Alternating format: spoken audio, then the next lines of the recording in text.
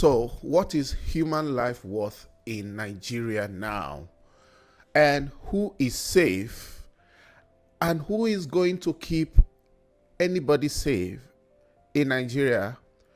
The country is thrown into a state of mourning and frenzy right now due to the hunters that were lynched by a mob in Uromi in Edo State last week. And it was said that 16 of them were lynched to death, and some of them were burnt.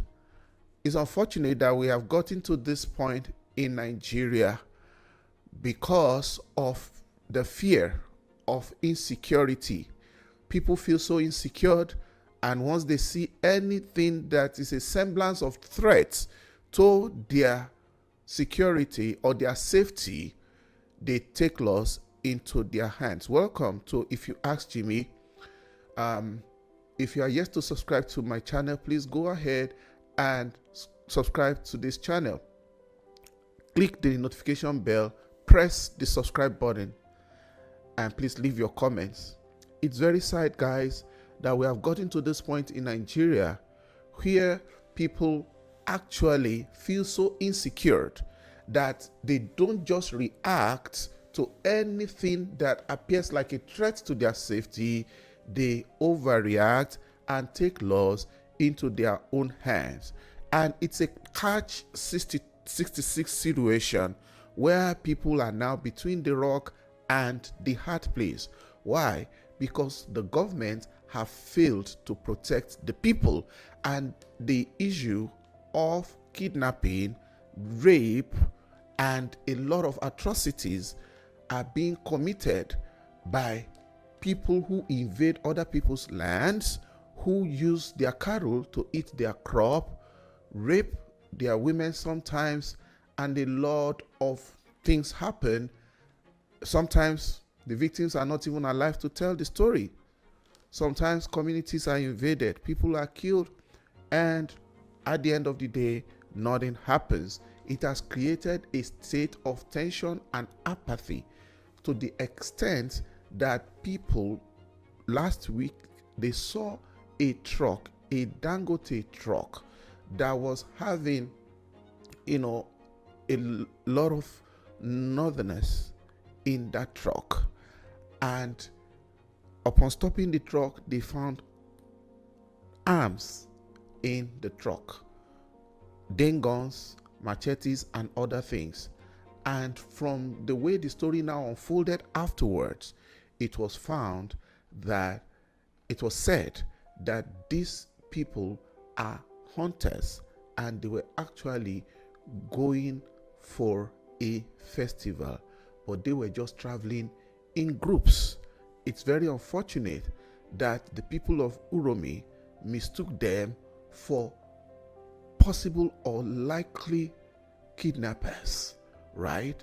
And out of their own tension and apprehension, don't forget that these are people that have faced a lot of things. They come to the press, they shout that people are not allowed to farm again just because of the criminal people, or some criminal sets of herders that are moving throughout their land. Okay, but taking laws into their hands, is this kind of mob action, mob violence, is it the way out? Is it the solution? Because this one happened in Uromi now. Who knows what will happen next? A lot of people are saying different things. But extrajudicial killings, where does that take us in Nigeria? Remember what happened to Deborah. People are talking about it now. Deborah is a human being. She was killed. Nothing happened. But those people who killed Deborah had no basis to kill her. She was not a criminal. She was just a regular person who said something that offended people of the Islamic religion.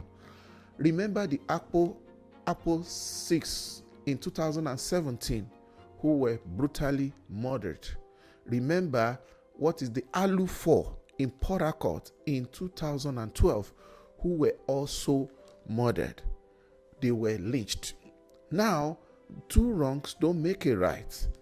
Now the government have left the security lacuna to the point that people are now under pressure and serious tension that, you can't even predict what they can do.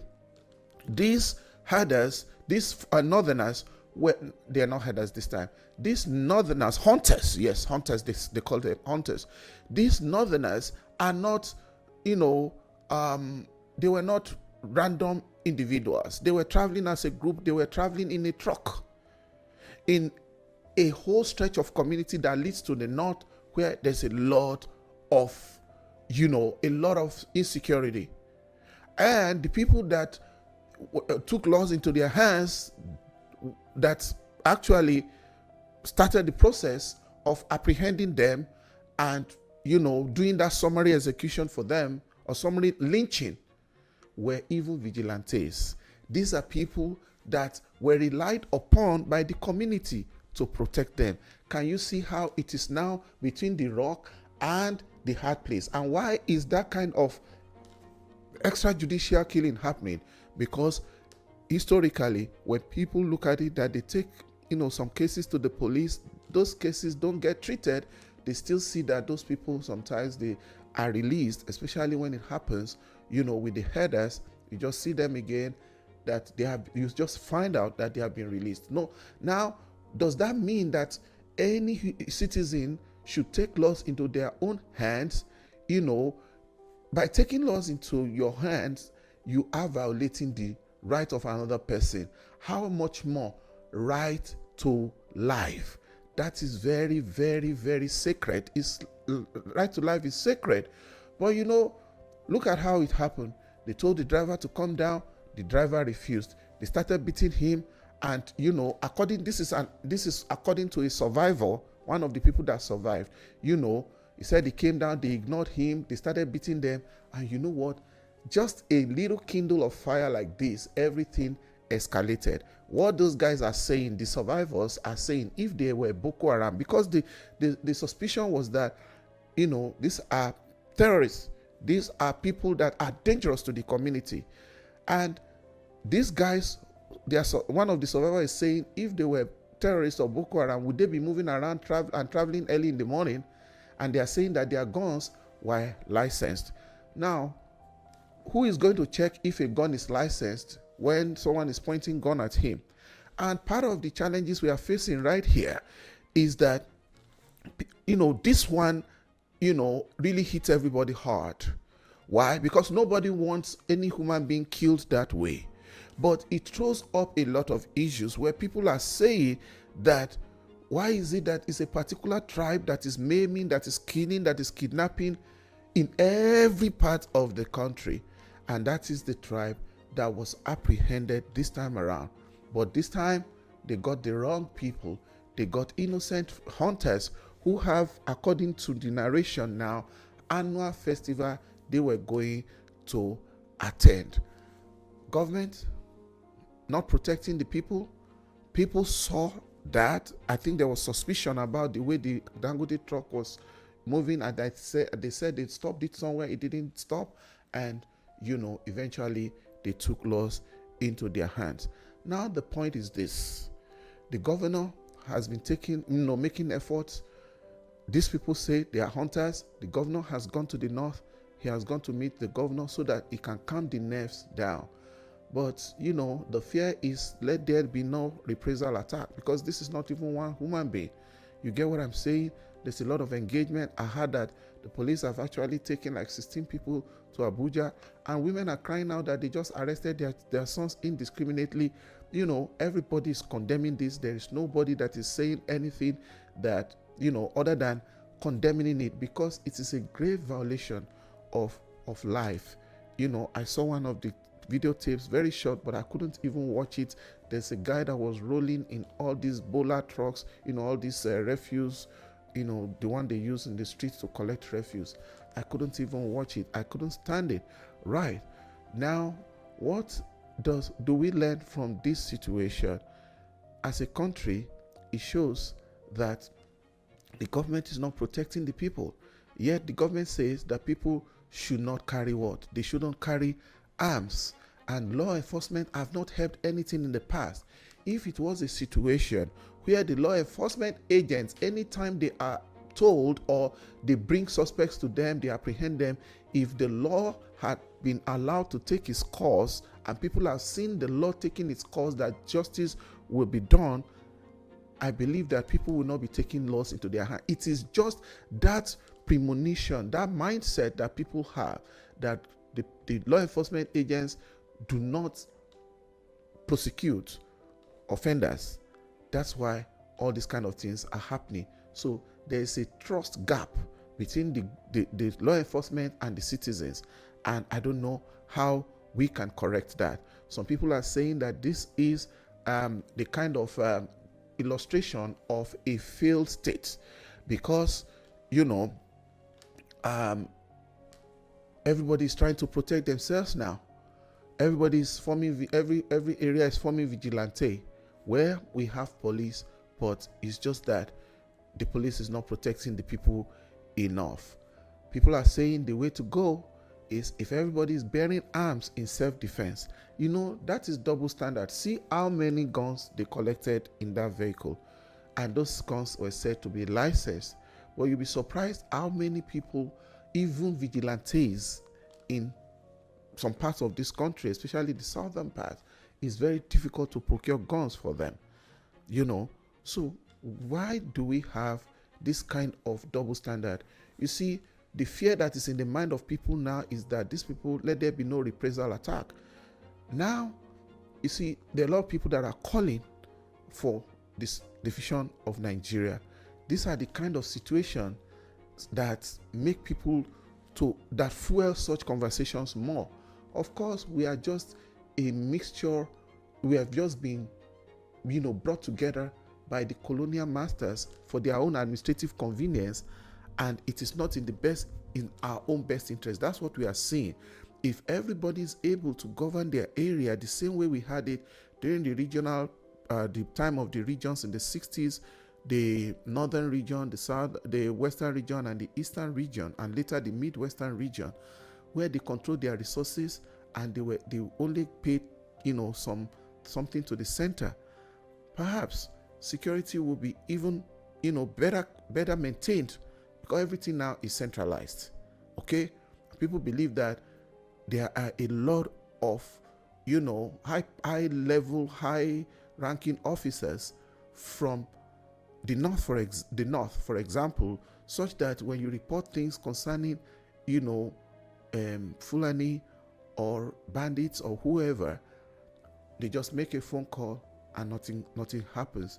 But if you have a regional government, for example, at this point, people say they're asking for Biafra, they're asking for what do you call it, Odua Republic, what is that, Odua Republic, Yoruba Nation, and all of those things. Very good. How one wishes that could be possible, but it's not an easy thing, because these politicians are not going to surrender power voluntarily. Now, what do we do with what we have? The security is local. Here in America, the county has their police. If you have a university, they will have a police that is local to that university, to that institution. It's as local as that. Policing is local. Now, look at our police. It's not even state. Everything is federal. Everything is Abuja. Now, the local government, I think the present government is trying to give them some autonomy. Would they be able to do it such that even people are not even accepting state police, not to talk of local government police, like a county police? So, how are we going to get out of this quagmire? How are we going to get out of this mess? Because if there is enough policing at the local level, then it doesn't mean that crime will be 100% eliminated, but this kind of fear that is leading people to be killing one another will be eliminated. Well, crucial to the soul, 7 crucial to the soul of those people who have departed. What do the Muslim even say? Inna lillahi na ilahi rajihun. May God, may Allah subhanahu wa ta'ala, may He rest the soul of those people that were lynched because they were northerners and they were Hausa Muslims. And you see that how complicated is it? Not just Hausa Muslims. They are from the north. Number one, it's like, and this lynching happened in the south. They are also Muslims. Can you imagine that? And it is so pathetic, but we pray that they say there is a lala wala kwata ila bila. There is no wisdom or power beyond Allah, but we pray. We don't know why this happened, or we do know. So don't let me talk like a typical Nigerian. We do know that it is lack of adequate security. We just hope that this kind of event a situation will not repeat itself, where people are killing one another. We hope that the government will rise up and put something in place, and we hope our politicians will also, do the right thing. Because I don't know what they are afraid of. Maybe because they are afraid of their own shadows, they are afraid of themselves. That's why they don't want to allow state police, because they know that their politician opponents will use it against them. Other than that, we can start from state police. It will trickle down. Places will be well protected. A lot of people cannot go to farm right now in a lot of places in the south, southwest, southeast. It's so bad. And why? Because they don't feel secured. They don't feel protected.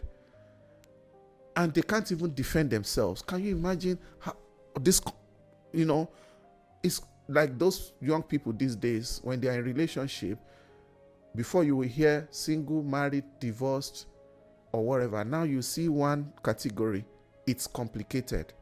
Exactly the situation of Nigeria now is complicated, that we are in a situation we can't defend ourselves, we can't protect ourselves, and when you report, nothing gets done, and it seems as if the ones who are the criminals are having an upper hand because nobody checks them. Apart from invading farms with carros, there is kidnapping. Kidnapping is a very big deal in Nigeria right now, and this is happening.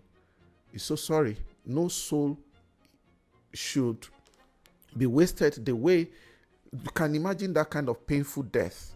If you strike your leg against if you stumble on a stone, if you feel that pain, you will know what it means for somebody to now be lynched, with life, with consciousness in them, until they lose their soul. So sad. I'm wearing black today because it is a black day. It is a black moment for Nigeria, and we hope the leaders will rise up to the occasion and protect the people more. And this kind of extrajudicial killings will stop in our land. Thanks for watching. Please kindly like this video and subscribe to my channel, and let me know your thoughts in the comment section. Also click the notification bell. I will see you on the next one. Thank you, and thanks for subscribing. Bye.